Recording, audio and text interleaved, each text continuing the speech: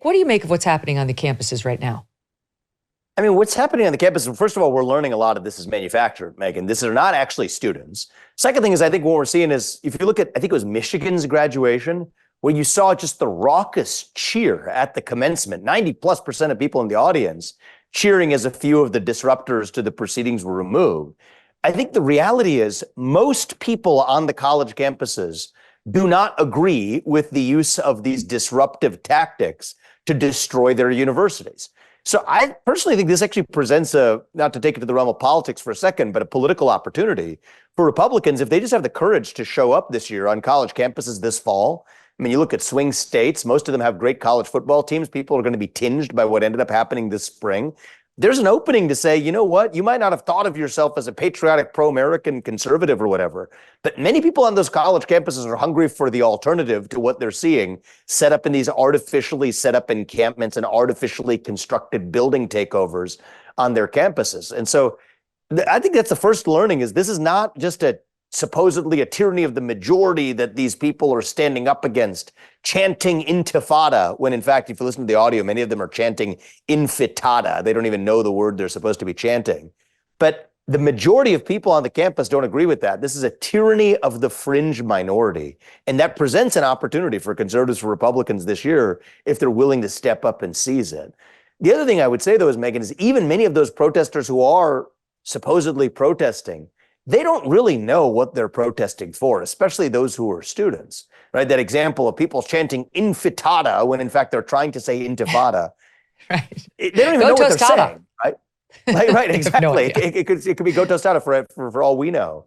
And so I think it's just another symptom of, I think that it's understandable that there's the debate about anti-Semitism, but I think it's a symptom of something deeper that's going on, which is a generation that is truly lost for purpose. Not the whole generation, but a fringe minority still. Even that fringe minority is really just hungering for purpose and meaning and identity, and they are looking for it any place they can find it. It's like the equivalent of, you have these commercial parades in Manhattan, and one week you'll have the Dominican Republic parade, and the other week you'll have the Puerto Rico parade, and the next week it'll be the India Day parade. And when I used to live in Manhattan, when I was in my early 20s, one of the things you would notice is it was the same people in each of the parades. They were just paid people who were doing, the same music and backflips. And that's fine. There's nothing wrong with that in that context.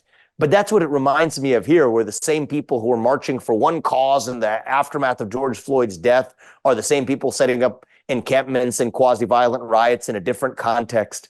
They are starving, just as other people are doing it for money in the context of commercial parades. In this case, they're doing it in a perpetual search for satisfying their own hunger for purpose and meaning. And I think that in response to it, we have to, if we really want to fix the problem, as a conservative movement here, I'll say, we got to do better than just pointing out their endless hypocrisies, because they'll keep giving us endless hypocrisies. And I think we're going to be in this constant cycling churn unless we offer an alternative vision to say, hey, if you're actually hungering for a purpose, there's one of them represented in that flag right behind me, the American flag. If you have a hunger to be part of something bigger than yourself, that's what America actually offers.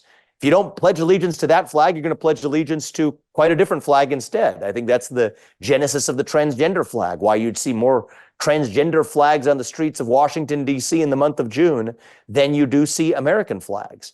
And so if we want to get out of this sort of cycle of psychologically deranged people latching on to causes, showing up to protest, when it's one cause today and a different one tomorrow, and the irony of standing for the transgender cause and standing for the Hamas cause is they're fundamentally incompatible with one another either. You know that if you want to try to go to most of the Middle East and hold up an actual transgender flag, see how you're treated. It doesn't even make any sense that you're espousing the same kinds of people, espousing fundamentally incompatible causes on different days of the week.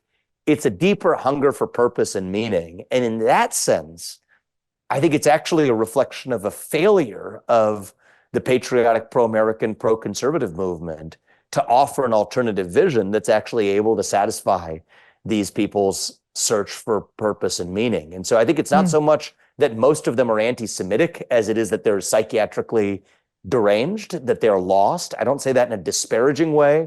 I say it in a way that reflects a deep-seated kind of mental illness that has really taken a foot of a generation in America, that if we're serious about fixing it, We're not going to do it by scolding it out of existence. We have to call out these hypocrisies as they occur.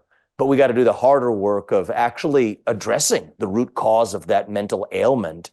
And until we do, we're just going to see more of this time and again.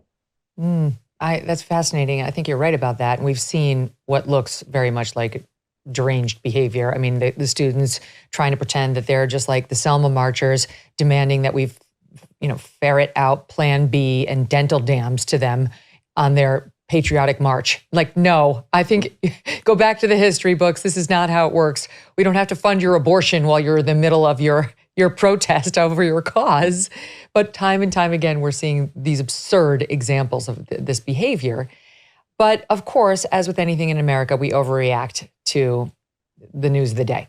And I think you feel as I do about the latest example of that, which is this so-called anti-Semitism bill that passed overwhelmingly in the House, where we're now trying to redefine in the law the definition of anti-Semitism.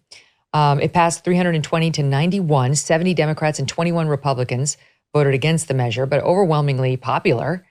And the new definition of anti-Semitism is going to recognize a certain perception of Jews, which may be expressed as a hatred toward Jews. And then there are examples, including accusing Jews as a people of being responsible for real or imagined wrongdoing committed by a single Jewish person or group, and making dehumanizing, demonizing, or stereotypical allegations about Jews, such as the power of Jews as a collective. This is crazy to me, Vivek, that it is not illegal to be a racist, to be a bigot, to be an anti-Semite, to be a transphobe. In America, it's illegal to make hiring and firing decisions based on that, harassment based on that. But we've lost our way if this thing passed as healthily as it did. Absolutely, Megyn. And this brings even some of our earlier discussions full circle. We talked about it in the context of the Donald Trump gag order. What does the First Amendment mean? It means you get to express all opinions, right? Regardless of the content of that opinion. So then, I say these people on college campuses are hungering for purpose and meaning. There's a great purpose, the United States of America. That's a purpose that can fulfill your hunger to be part of something bigger than yourself. And what is America? It is a place where you get to express any opinion. No, that doesn't mean you get to disrupt the way a college campus operates. No, that doesn't mean that you get to disrupt the way that a commencement proceeding operates or that you're able to be violent. That's not the expression of an opinion.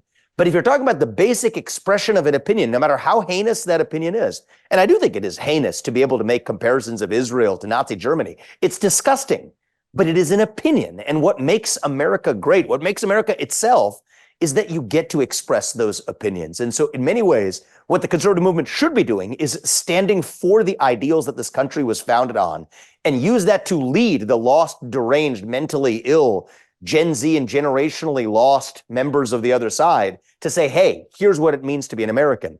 Instead, what we're actually doing in response, many of us, I mean, not us, but many people who have a little R after their name and serve in the House of Representatives, is to adopt the same methods of the left in a way that actually erodes our own moral authority to talk about things like free speech, to be able to say there are certain opinions that legally cannot be expressed. And Megyn, this is not a bill that was proposed. This is a bill that has passed Congress, the larger of the two chambers of the Congress, now awaiting passage into law in the United States Senate.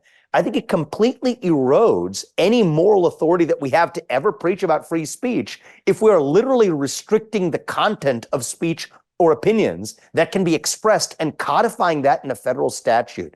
It's disgusting. A recent survey found that 7 in 10 parents get an average of 3 hours of sleep a night in their baby's first year. Wow. Moms, you deserve quality sleep. And here's a solution: Cozy Earth. Discover the secret to better sleep with Cozy Earth's luxurious bedding products and get an exclusive Mother's Day offer just for you. Use the code Megyn, MEGYN, for 35% off at CozyEarth.com. Cozy Earth bedding products are crafted with temperature-regulating technology, adapting to your body's needs through all phases of motherhood. Worried about commitment? Enjoy a 100-night sleep trial and a 10-year warranty on all purchases.